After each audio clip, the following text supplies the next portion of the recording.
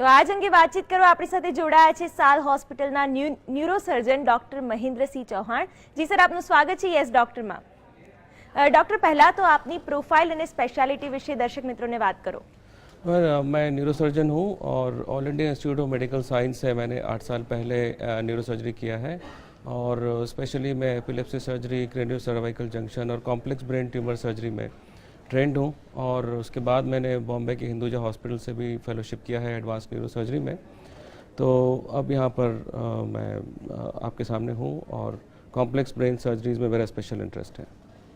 जी बिल्कुल सर, आपनी पासेथी जाणवा मांगीश कि कया प्रकारनी ब्रेन सर्जरी तमारा द्वारा करवामां आवी छे अत्यार सुधीमां, ते विषे जणावो। वैसे तो ब्रेन सर्जरी एक बहुत विस्तृत सब्जेक्ट है। इसके अंदर ब्रेन ट्यूमर, ब्रेन हेमरेज और कई तरह के प्रॉब्लम्स हम लोग डील करते हैं और मैं सभी तरह के ऑपरेशन करता हूँ। लेकिन ज़्यादा स्पेशलाइज मैंने किया है कॉम्प्लेक्स ब्रेन ट्यूमर्स में, जब डिफ़िकल्ट एरियाज़ में ब्रेन ट्यूमर होता है और उसकी सर्जरी मैं करना पसंद करता हूँ। साथ में एक नई स्पेशलिटी है एपिलेप्सी सर्जरी, जिसमें कि हम लोग मिर्गी के दौरे वाले मरीज़ों का इलाज करते हैं और इसमें हम ऑपरेशन करते हैं क्योंकि पेशेंट्स मेडिसिन से ठीक नहीं हो पाते हैं और अगर लंबे समय तक उनको मेडिसिन चलती है तो उसके अपने नुकसान हो सकते हैं। तो एपिलेप्सी सर्जरी मैं करता हूँ। उसके अलावा सिर और स्पाइन का जो कनेक्शन होता है, जिसको क्रेनियो सर्वाइकल जंक्शन बोलते हैं, वो भी एक बहुत क्रिटिकल एरिया होता है, वहाँ का ऑपरेशन भी मैं करता हूँ और इस तरह के ऑपरेशंस करना मुझे ज़्यादा अच्छा लगता है। जी बिल्कुल डॉक्टर, आज सुधीमां जेटली पण सर्जरीज करी छे एमां कॉम्प्लेक्स सर्जरी कही शकाय, जटिल कही शकाय तेवी सर्जरीज कई छे ते विषे बात करो। वैसे ब्रेन की सर्जरी सारी कॉम्प्लेक्स सर्जरीज होती हैं, लेकिन पर्टिकुलरली मैं स्पेशली ट्रेंड हूँ बच्चों की न्यूरो सर्जरी में। तो बच्चों की सर्जरी में छोटा सा काम भी बड़ा कॉम्प्लेक्स हो जाता है। तो मैंने 2 जो टिपिकल केसेस किए हैं उसमें एक वर्टिब्रल आर्टरी एन्यूरिज्म ऑपरेशन किया था, जो कि बच्चे के सांस लेने की जहाँ ताकत होती है, जिसको हम ब्रेन स्टेम बोलते हैं, उसके ठीक पास में एक बड़ी सी खून की रसौली बन गई थी और जो उसको दबा रही थी और उसमें बहुत कम सक्सेस रेट होता है, जिसका मैंने ऑपरेशन किया था और बहुत सक्सेसफुली इसका ऑपरेशन किया हमने। और वो इस तरह का अपने तरह का इकलौता दुनिया में केस है जिसमें कि इतनी बड़ी खून की रसौली को सक्सेसफुली ऑपरेट किया गया है। दूसरा, अभी रिसेंटली मैंने एक ऑपरेशन किया है जिसके अंदर एपिलेप्सी था, बच्चे को 6 साल का था और हर रोज़ उसको 3 से 4 मृगी के दौरे आते थे और उसके दिमाग में एक बहुत ही अंदर गहरे एक ऐसा ट्यूमर था जो कि उसको लगातार मृगी के दौरे दे रहा था और मैक्सिमम एडल्ट डोसेज के बाद भी उसकी मृगी के दौरे नहीं जा रहे थे। इसके अलावा बच्चे को साइकोसोशल प्रॉब्लम भी था और वो बहुत जंप करता था, एक जगह नहीं बैठता था। उसको अटेंशन डेफिसिट डिसऑर्डर भी था क्योंकि वो ट्यूमर उसके लिम्बिक सिस्टम को भी अफेक्ट कर रहा था। तो उसका हमने यहाँ पर सर्जरी किया है और उस बच्चे का न सिर्फ एपिलेप्सी ख़त्म हो गया है ऑपरेशन के तुरंत बाद, बल्कि उसके व्यवहार में भी इतना चेंज आया है कि अब वो एक जगह बैठ सकता है, लोगों से बात कर सकता है, अपनी एजुकेशन पे ध्यान दे सकता है। तो इस तरह से उसके फ्यूचर के लिए ये एक बहुत अच्छी सर्जरी रही है। उसके अलावा रिसेंटली मैंने अभी वही क्रेनियो सर्वाइकल जंक्शंस में ऑपरेशन किए हैं जहाँ पर पूरी गर्दन टूट गई थी और उसको हम लोगों ने आगे से जाके ऑपरेशन किया है और पीछे दोनों तरफ से हम लोग 360 डिग्री फ्यूजन बोलते हैं, वो ऑपरेशन भी मैंने भी किया है। इसके अलावा छोटे मोटे ब्रेन ट्यूमर ऑपरेशंस तो हम कर ही रहे हैं रेगुलरली। जी बिल्कुल डॉक्टर, पेशेंट्स ने જ્યારે બ્રેનને લગતી સમસ્યાઓ ઉદ્ભવે છે ત્યારે કયા સ્ટેજ ઉપર, કયા લેવલ પર તેઓએ હોસ્પિટલનો સહારો લેવો જોઈએ તે વિશે જણાવશો। अभी ये एक बड़ा टिपिकल मामला है क्योंकि अक्सर ये कहा जाता है कि डॉक्टर अगर कोई बात कह रहा है तो उसका मतलब उसका कोई एक पर्सनल इंटरेस्ट है, लेकिन दोनों पार्टीज़ को एक दूसरे को जानने की बेहतर ज़रूरत है। हम लोग हेडेक को अक्सर नेगलेक्ट करते हैं और मैंने देखा है कि कुछ पेशेंट्स हमारे पास सडनली कोमा की स्टेट में आते हैं और उनको पहले भी कई बार हेडेक हुआ है, लेकिन उनको सीटी स्कैन का भी कहा गया, लेकिन लोग करते नहीं हैं सीटी स्कैन और अचानक पता चलता है कि अंदर ब्रेन ट्यूमर था और सडनली पेशेंट कोमा में चला गया। तो बहुत ज़रूरी है, इंटरनेशनल हेडेक सोसाइटी भी ये कहती है कि अगर आपके पास कोई हेडेक का भी पेशेंट आता है तो एक लाइफ थ्रेटनिंग कॉज को रूल आउट करना बहुत ज़रूरी होता है। तो इसलिए सीटी स्कैन और एमआरआई का बड़ा महत्व होता है। जितना जल्दी हो अपने हेडेक के लिए कोई ऐसे कॉज को आप रूल आउट कर लीजिए, क्योंकि अगर एक ब्रेन ट्यूमर भी होगा या खून की रसौली होगी या पानी का प्रेशर बढ़ रहा होगा, इन सब का पहला सिम्टम जो है वो हेडेक हो सकता है। तो हेडेक को नेग्लेक्ट ना करें। दूसरा, अगर स्पाइन सर्जरी के लिए भी कहा गया है कि आपको सर्जरी करवानी है, डिस्क आपकी खसक रही है, तो पूरा नर्वस सिस्टम जो है वो अगर कहीं दब रहा है या उसके अंदर कोई ऐसी चीज़ है जो नई ग्रो कर रही है, तो एक टाइम पीरियड तक ही हम उसको ठीक कर सकते हैं। नॉर्मली पेशेंट्स उसको नेग्लेक्ट करते हैं, उस टाइमलाइन को डिसरिस्पेक्ट करते हैं, और ऐसी सिचुएशन में फिर वो उस स्टेट में चले जाते हैं जो वो ठीक नहीं हो पाते, और अल्टीमेटली फिर वो सारा ब्लेम डॉक्टर्स पे आता है कि ये सर्जरी सक्सेसफुल नहीं हुई। लेकिन उसके पहले बहुत ज़रूरी है कि आप अपने आप को भी एजुकेट करें और जितना जल्दी हो एक अच्छी ओपिनियन लेके और नेक्स्ट स्टेप को फॉलो करें। टाइमलाइन को अगर रिस्पेक्ट करने से रिजल्ट्स न्यूरो सर्जरी में बहुत अच्छे आ सकते हैं। જી બિલકુલ સર, આપે વાત કરી ટાઈમલાઇનની. ન્યુરો સર્જરીમાં ટાઈમલાઇન ખૂબ ઇમ્પોર્ટન્સ છે, પરંતુ જ્યારે એ ટાઈમલાઇનને ફોલો કરવામાં નથી આવતી ત્યારે કયા કયા પરિણામો આવે છે તે વિશે દર્શક મિત્રોને સમજાવશો. जैसे मैंने बताया कि ब्रेन ट्यूमर पेशेंट्स कई बार हमारे पास आते हैं और जब वो ट्यूमर छोटा होता है, इसका बहुत अच्छा एग्जांपल है कि मेरे पास एक पेशेंट आया था और उसकी 21 साल की उम्र थी और उसको एक बड़ा ब्रेन ट्यूमर हो रहा था। तो हमने से कहा कि आप इसका ऑपरेशन करा लीजिए, लेकिन वो लोग 1 साल तक इधर उधर घूमते रहे और सोचते रहे कि कोई मंदिर चले जाएंगे या कोई पूजा से या आयुर्वेद से कैसे भी ठीक हो जाएगा। लेकिन वो ट्यूमर उसका इतना अच्छा ट्यूमर था कि पूरा निकाल देते तो वो पेशेंट पूरा ठीक हो सकता था। लेकिन वो 1 साल तक हमारे पास आए नहीं, फिर वो ट्यूमर बढ़ता जा रहा था, उसका हेडेक बढ़ रहा था। तो अल्टीमेटली उन्होंने कहा कि साहब आप दुगना हो गया था साइज़ का ट्यूमर जब मेरे पास आए। लेकिन ना पेशेंट को समझ में आया ना उनके रिलेटिव्स को कि वो पेशेंट ब्लाइंड हो चुका था। और 1 साल बाद वो पेशेंट का हमने सर्जरी किया तो ट्यूमर निकाला भी, पूरा निकल भी गया और पेशेंट को कोई लाइफ थ्रेटनिंग इवेंट भी नहीं हुआ।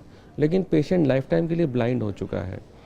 और अब रिलेटिव्स ये कहते हैं कि जब ट्यूमर निकाल दिया तो फिर वो ब्लाइंड अभी तक क्यों है। लेकिन ऐसी सिचुएशन में टाइमलाइन को उन्होंने डिसरिस्पेक्ट कर दिया और एक उनकी जो ऑप्टिक नर्व थी उसके अंदर परमानेंट डैमेज हो गया। ऐसी सिचुएशन हमारे लिए बहुत पेनफुल होती है, क्योंकि वो लगातार हमसे रिलेटिव्स उम्मीद करते हैं कि पेशेंट अब ठीक होना चाहिए, लेकिन एक लिमिट के बियॉन्ड ट्यूमर जान बचाने के लिए किया गया, उसकी आँख की रोशनी वापस नहीं आ पाई। तो ये एक बहुत ही गंभीर मसला था जो मैंने देखा। इसके अलावा रीढ़ की हड्डी का ऑपरेशन भी अक्सर हमारे पास पेशेंट्स आके कहते हैं कि अधिकतर सर्जरी अच्छी नहीं होती, सक्सेसफुल नहीं होती। तो हम उनको यही कहते हैं कि अगर आप टाइम पर सर्जरी करेंगे तो हो सकता है आपकी सर्जरी कम भी करनी पड़े, उसमें इंटरवेंशन का अमाउंट कम हो सकता है, और अगर आप टाइमलाइन को नेग्लेक्ट करते जाएंगे तो वो फिर प्रॉब्लम बढ़ जाती है और फिर वो आधी अधूरी ठीक होती है और मरीज़ को ही इसका खामियाजा भुगतना पड़ता है। જી બિલકુલ સર, આગળ વાત કરીએ સર્વાઈવલ રેટ વિશે. તો આવી સર્જરીઝમાં તે દર કેટલો છે અને કેટલો સર્વાઈવલ રેટ આ બાબતે નોંધાયો છે તે વિશે જણાવો. एक बड़ा इंटरेस्टिंग है कि जब हम लोग खुद सर्जरी कर रहे थे तो हमें लगता था कि न्यूरो सर्जरी इसलिए नहीं लेनी चाहिए क्योंकि इसके अंदर अधिकतर पेशेंट्स की डेथ हो जाती है। लेकिन आज के ज़माने में मॉडर्न न्यूरो सर्जरी में हमारे पास इतना कुछ है, हमारे पास टेक्नोलॉजी है, एक्सपीरियंस है, आजकल टीचिंग लेवल इतना हाई हो गया है।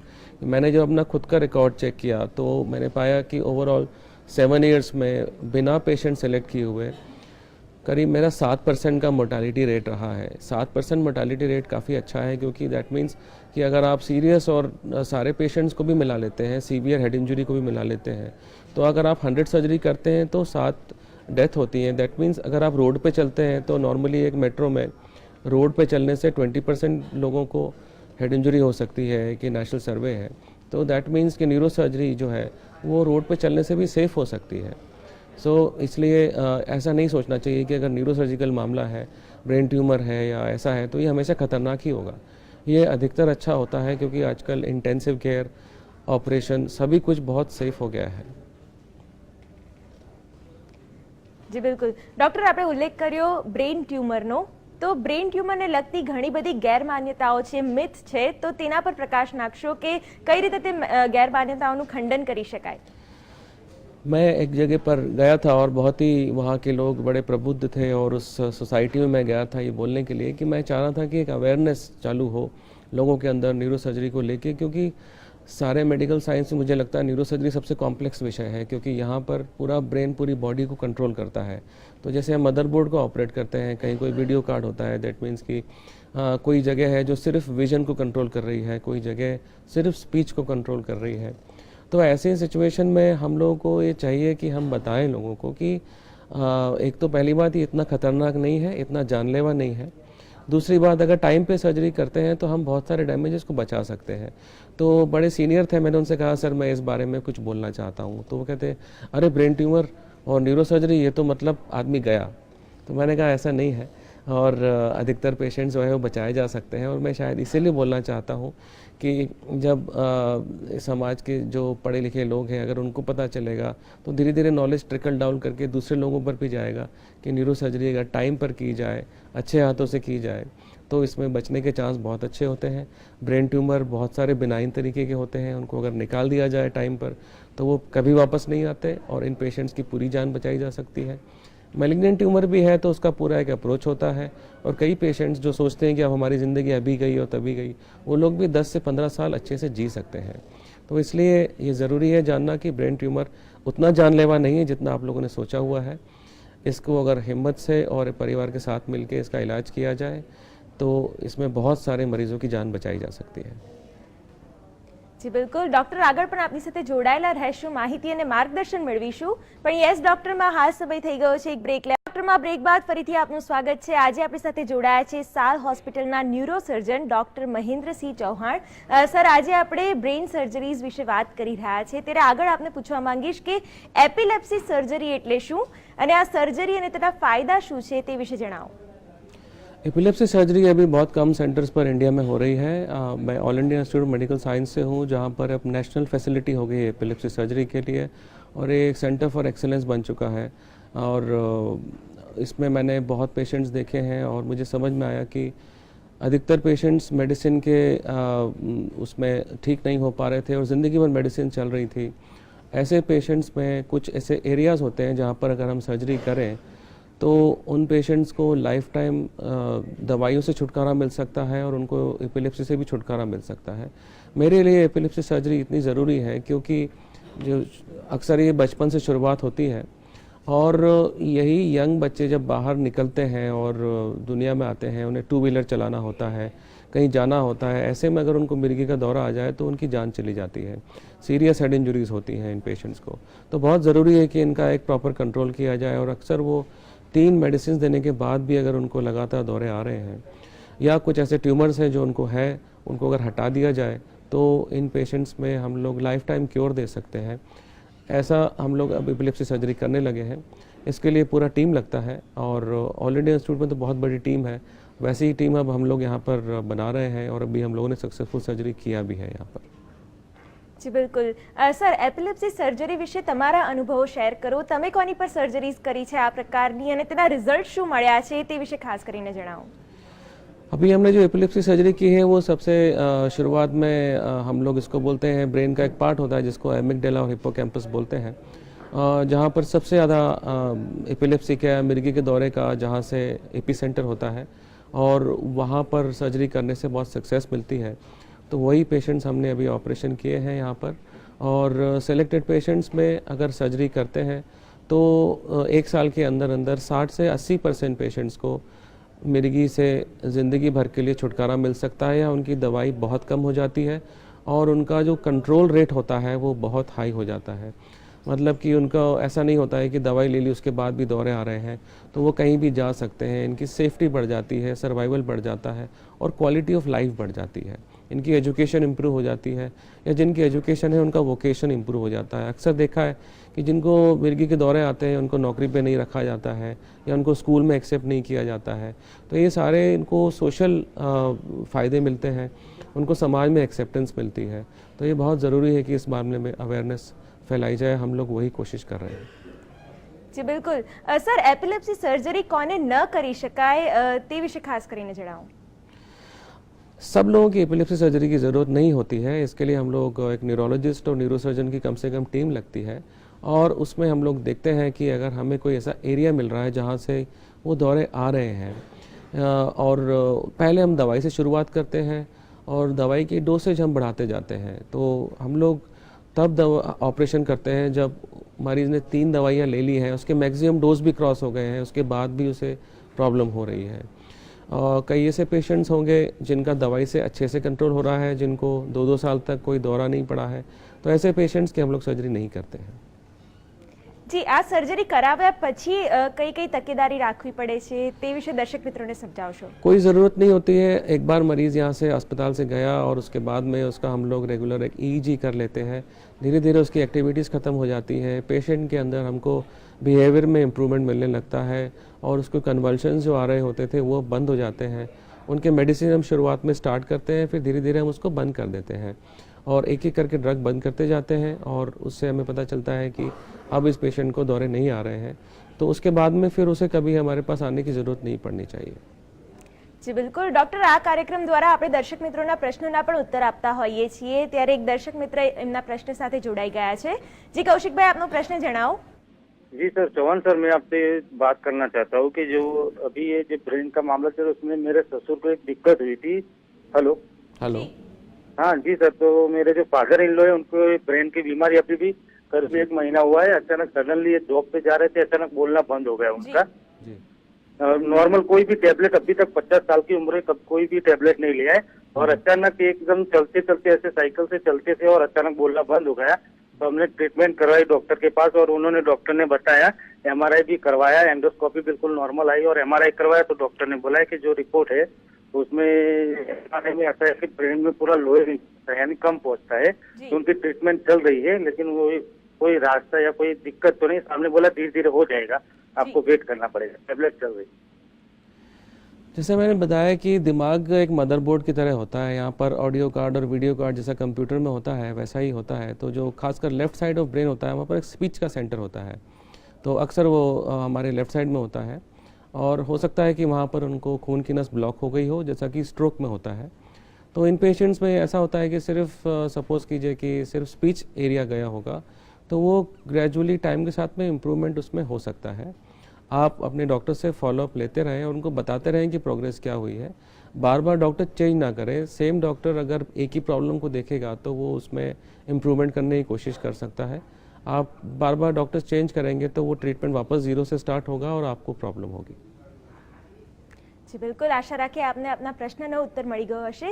ડોક્ટર, આગળ વાત કરીએ સ્પાઇનલ કોર્ડની, તો સૌથી પહેલા તો એ જણાવો કે સ્પાઇનલ કોર્ડનું બોડી ફંક્શન શું છે? स्पाइनल कॉर्ड बेसिकली जो ब्रेन होता है, ब्रेन का एक टेल होता है जो रीढ़ की हड्डी में उतरता है और 32 पेयर ऑफ नर्व्स होती हैं जो कि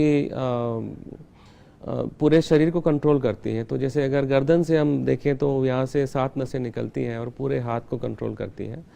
ऐसे ही ये सारी नसें नीचे जाती हैं और हमारे धड़ को, हमारे पैर को और इन सब को कंट्रोल करती हैं।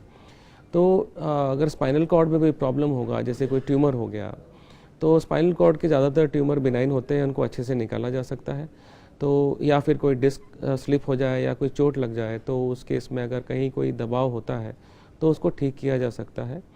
अगर किसी को फ्रैक्चर हो गया उस टाइम पे, अगर नस उसकी क्रश हो गई तो फिर वो पेशेंट का ठीक होना थोड़ा मुश्किल होता है। लेकिन स्पाइनल कॉर्ड का सारा काम है कि जो दिमाग से जो ताकत आ रही है वो शरीर की मांसपेशियों को डिस्ट्रीब्यूट करना है। तो वो किस लेवल पे दबाव है उसके हिसाब से मरीज़ के अंदर लक्षण आते हैं और उस हिसाब से हमको उसका इलाज करना होता है। જી બિલકુલ, આ સાથે જ એક દર્શક મિત્ર જોડાઈ ગયા છે, તેમની સાથે વાત કરીએ। જી હાર્દિકભાઈ, આપનો પ્રશ્ન જણાવો। मैं कह रहा हूँ कि इस मैडम मेरे जो 2 हाथ पैर होता है ना, જી उसमें से एक जमणी बाजूनो एक जे पासું હોય એ આ બાજુનો આખો જમણી બાજુનો પાસું પેલા પાસા કરતા એક પાતળું છે સહેજ હાથ અને પગ। जी डॉक्टर, उनका प्रश्न है कि उनका जो राइट हैंड साइड का जो हाथ है वो लेफ्ट हैंड साइड से ज्यादा पतला है, तो वो शुरू से पतला है, अभी पतला हुआ है कुछ समय? ना, MRI किया था। हाँ, MRI में क्या है? तो डॉक्टर ने कहा था कि आपका जो ज्ञानव मगज होता है ना वो सिर पे नीचा उतरता है, इसलिए जमणी बाजू में के नस दबाती है, वो कह रहा था इतना। हाँ ठीक है। जी तो अगर नस दबी है तो उसके लिए ऑपरेशन ही होता है मोस्टली। अगर MRI मैं देख पाता तो शायद ज़्यादा अच्छे से आपको बता पाता, पर अगर डॉक्टर कह रहे हैं कि नस दब रही है तो आप ऑल्टरनेटिव ट्रीटमेंट मत लीजिए। हाथ पतला होना मतलब कि मांसपेशी का वॉल्यूम कम हो गया है, तो इसका मतलब है कि उसमें नस में से कम करंट आ रहा है। तो जितना जल्दी आप ठीक हो अपना ऑपरेशन कराएंगे, उसका दबाव हटाएंगे, उतना जल्दी आप ठीक होंगे। अगर आप लेट हो जाएंगे, मांसपेशी पूरी सूख जाएगी, तो ऑपरेशन करने से भी आपको फ़ायदा नहीं मिलेगा। जी જી બિલકુલ, આશા રાખીએ આપને આપના પ્રશ્નનો ઉત્તર મળી ગયો હશે. ડૉક્ટર, જે રીતે આ કોલરે જણાવ્યું કે તેમને આ પ્રકારની સમસ્યા થઈ રહી છે, ત્યારે કરોડરજ્જુ કે બ્રેનને લગતી સમસ્યા હોય છે ત્યારે કયા કયા સિમ્ટમ્સ દેખાય છે, કયા કયા લક્ષણો દેખાય છે, તે વિશે દર્શક મિત્રોને સમજાવશો.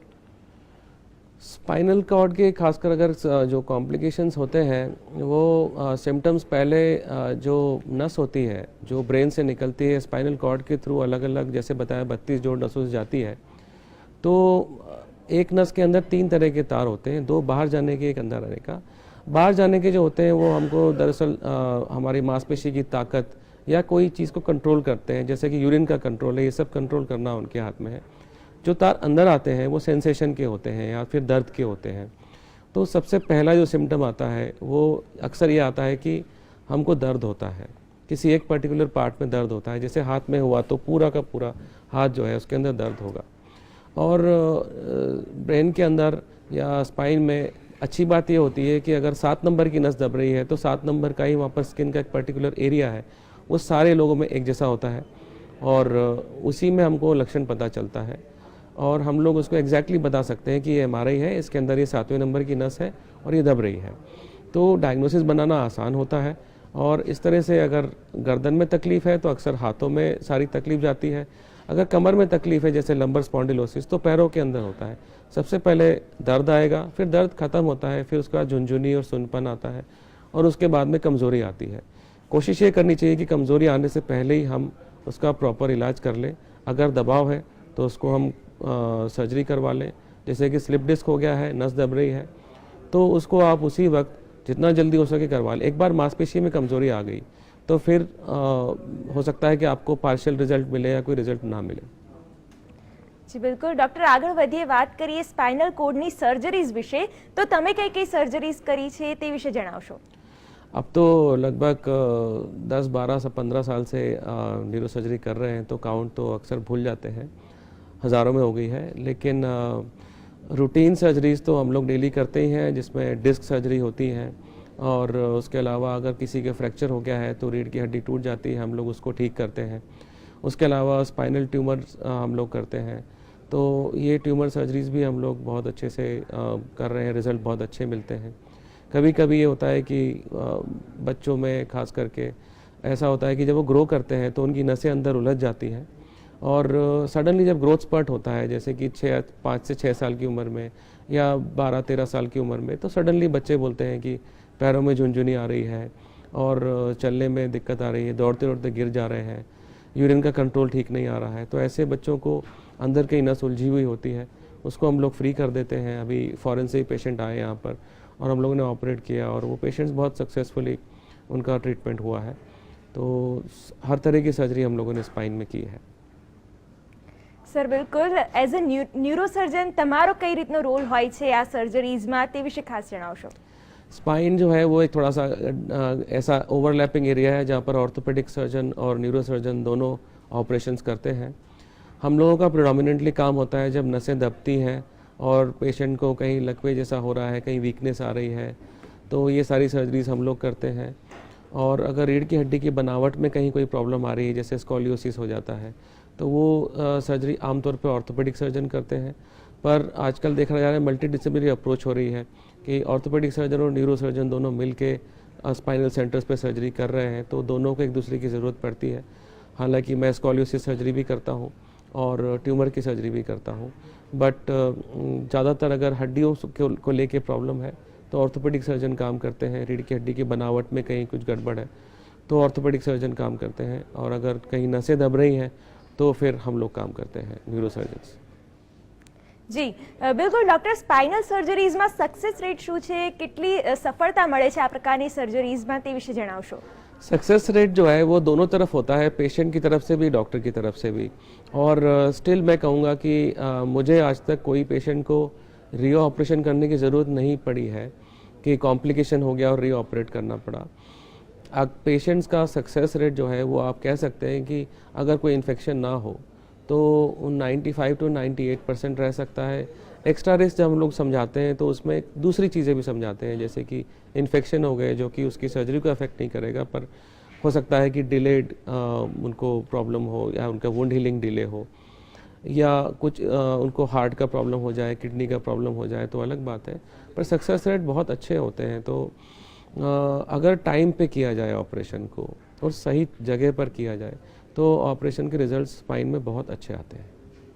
જી બિલકુલ ડોક્ટર, આજે વ્યુઅર્સને આપણે સ્પાઇનલ સર્જરીઝ અને બ્રેઇન સર્જરીઝ વિશે માર્ગદર્શન આપ્યું, તો આ વિષયને સંલગ્ન કઈ ટિપ્સ આપશો અમારા દર્શક મિત્રોને તે વિશે જણાવો।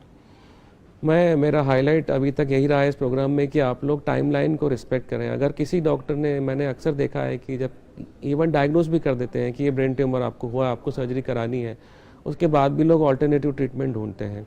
उसके बाद भी ये सोचते हैं कि हम इसको भी दिखा दें, हम उसको भी दिखा दें, और अक्सर उस डॉक्टर पे हम लोग बिलीव करते हैं जो कह देता है कि अभी ऑपरेशन की ज़रूरत नहीं है। लेकिन जितना ज़्यादा आप भटकेंगे, जितना ज़्यादा पूछेंगे, उतना कन्फ्यूजन होगा। तो इसलिए ज़्यादातर मैं ये अक्सर लोगों से कहता हूँ कि आप 3 अच्छे डॉक्टर से पूछ लें जिनकी रेपुटेशन है, और अगर उसमें से मेजॉरिटी 2 अगर कहते हैं कि ऑपरेशन होना चाहिए तो आप करवाइए। ज़िंदगी का पूरा कंट्रोल ना मेरे हाथ में है ना किसी और के हाथ में है, लेकिन अगर वक्त पे रहते आप सही स्टेप लेंगे तो आपको अच्छे रिज़ल्ट मिलेंगे, और फॉलोअप करते रहें उनको।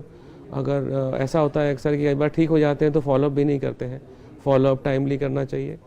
स्पाइन में भी अगर कहा गया है कि आपकी नस दब रही है, आपको प्रॉब्लम हो रही है, तो आप समय रहते ऑपरेशन करवा लें। कोशिश करें कि आपको वीकनेस ना आए। जैसे वीकनेस इमरजेंसी होती है हमारे लिए, अगर वीकनेस आ रही है तो आपको वीकनेस आने से तुरंत वीकनेस आते ही डॉक्टर से मिलना चाहिए कि अब वीकनेस आ गई है, आप ऑपरेशन कीजिए, और इस तरह से आप अपने आप को किसी परमानेंट डैमेज से बचा सकते हैं। જી બિલકુલ ડોક્ટર, આપ અમારી સાથે જોડાયા, માહિતી અને માર્ગદર્શન આપ્યું, અમારા દર્શક મિત્રોના પ્રશ્નોના ઉત્તર આપ્યા, તે બદલ આપનો આભાર। जी, थैंक यू वेरी मच। તો આ સાથે જ યસ ડોક્ટરમાં હાલ બસ